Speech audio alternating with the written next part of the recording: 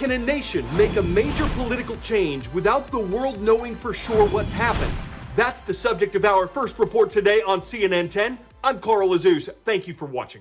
North Korea is a secretive communist country. Its government controls the media, so there's no free press there, and the news that is reported is only what the government allows. But according to South Korean intelligence, Kim Yo-jong, the sister of North Korean dictator Kim Jong-un, is increasing in power. She now appears to be in charge of one of the most important political organizations in North Korea. This group keeps close tabs on the ruling party's 3 million members to make sure they're loyal enough to the government.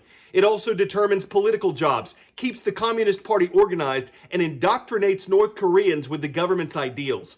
If Kim Yo-jong is now in charge of the country's organization and guidance department, it would make her the second most powerful person in the country. But this has also raised questions about her brother's health. Kim Jong-un reportedly has an unhealthy lifestyle. He's said to be a heavy smoker. He usually keeps a grueling schedule with a lot of public appearances.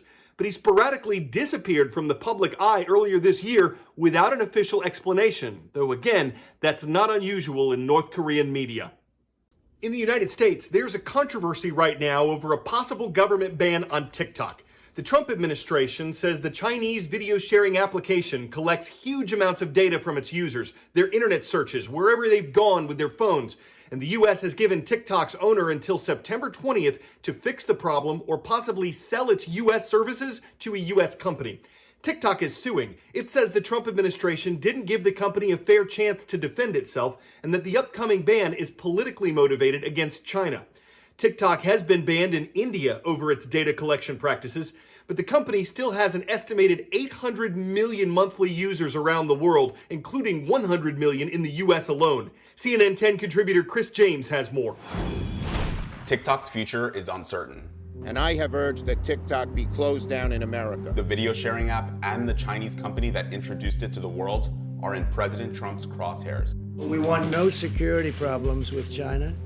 It's got to be an American company. It's got to be American security. It's got to be owned here. And many other politicians and experts agree that the data TikTok collects on its American users is unsafe in the hands of its Chinese parent company, ByteDance. It is owned by a Chinese company that includes Chinese Communist Party members in leadership, and it is required under Chinese law to share user data with Beijing. But are these security concerns a real threat? Essentially, the concern boils down to, do you want an app installed on your phone if you believe that that app might ultimately be influenced by a foreign government that is directly competing with the U.S. economically?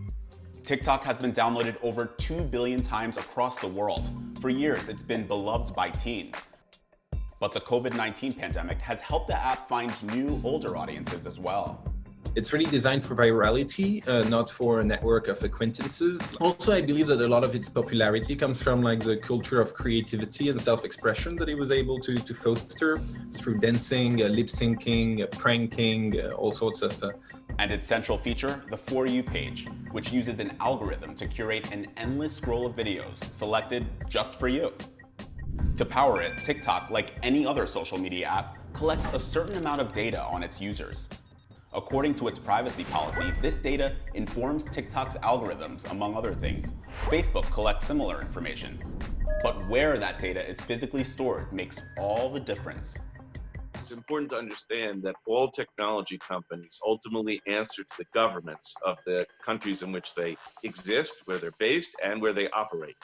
So the same way that Facebook ultimately has to answer to the U.S. government, Congress, for example, can demand that Mark Zuckerberg testify. The same applies in China, except with one major difference.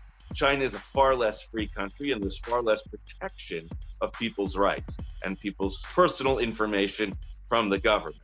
So the issue isn't whether right now TikTok is feeding information to the Chinese government, it's that they potentially could be doing so if the government so wanted. Congress, the president, the government really needs to create a framework for dealing with this kind of problem going forward.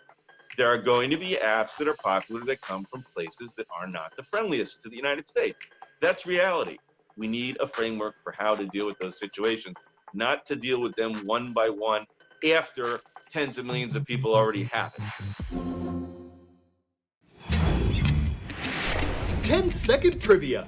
What is the main ingredient in chalkboard chalk? Plaster of Paris, sodium bicarbonate, calcium carbonate, or graphite? Whether we're talking about Crayola or Hagoromo, we're talking about chalk made with calcium carbonate. In an era of virtual learning and internet everything, you might be wondering why we're talking about chalk at all. I have this chalkboard to-do list at home, but only because I'm old school. It turns out, not only do a number of professors still use chalk, many of them have a favorite type. It runs about $20 a box. Can this be chalked up to personal preference? The legend around this chalk is that it's impossible to write a false theorem. I assume the special ingredient was angel tears. Mathematicians from all the top schools very frequently use it. It's a cult favorite. As soon as I used it, I was a convert. The chalk is one of the best kept secrets in the math world. It's the Rolls-Royce of chalk.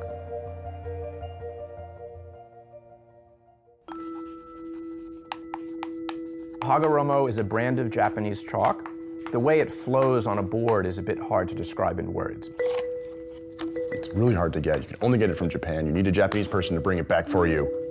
I discovered it when I went to visit the University of Tokyo, and one of the professors there said to me, "You know, we have better chalk than you do in the States." And I said, "Oh, go on, chalk is chalk." And so I tried it out, and I was surprised to find that he was right. I tried it, and I thought it was phenomenal. It's the densest, it erases the cleanest, it leaves the nicest line. If you use bad chalk, often you have to press really hard for anyone to see what you're writing. So using Hagoromo on a good board, it doesn't really feel like you're working hard to write. When I'm teaching, I get a feeling of energy, confidence, and the chalk absolutely helps. Slowly, the math world has become aware of this, and it became a bit of a fad in some circles. It was like maybe 4 years ago, the word came out that the company was going out of business. I sort of jokingly referred to it as a chalk apocalypse, so I immediately started hoarding up as much as I could. I ordered 3 boxes of Hagoromo and kept it in my office and used it very sparingly. I should have bought more, but I have friends that bought boxes and boxes and boxes of the stuff. They might very well be set for the rest of their career. We got like 1,500 sticks. That's a lot of days, 4 sticks a day. I think I'm gonna make it.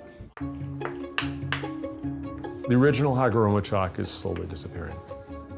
A few years ago, a Korean company bought their formulas and did the best job of faithfully reproducing it in Korea. It was mixed emotions. I was happy to know that it would still be made, but I was a little disappointed that I was less clever than I thought I was.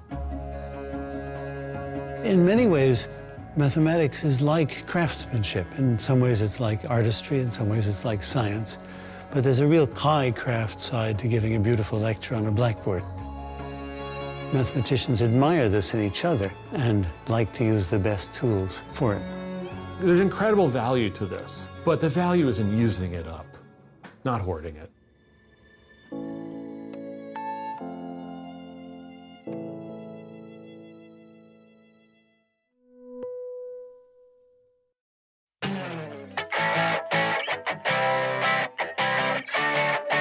Rocco Figueretti is a golfer in West Virginia. He's been playing for about a year, and he just hit his first hole-in-one. The kicker, Rocco is 4.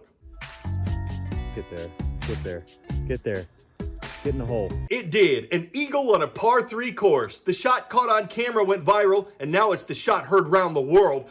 Rocco's father says proud would be an understatement. He told affiliate WTOV that though the boy is right-handed, he swings with a left-handed grip. They don't plan to change that. Why would they? The young Iron Man is already up to par in an elite club. Wonder if he won a prize like a new caddy.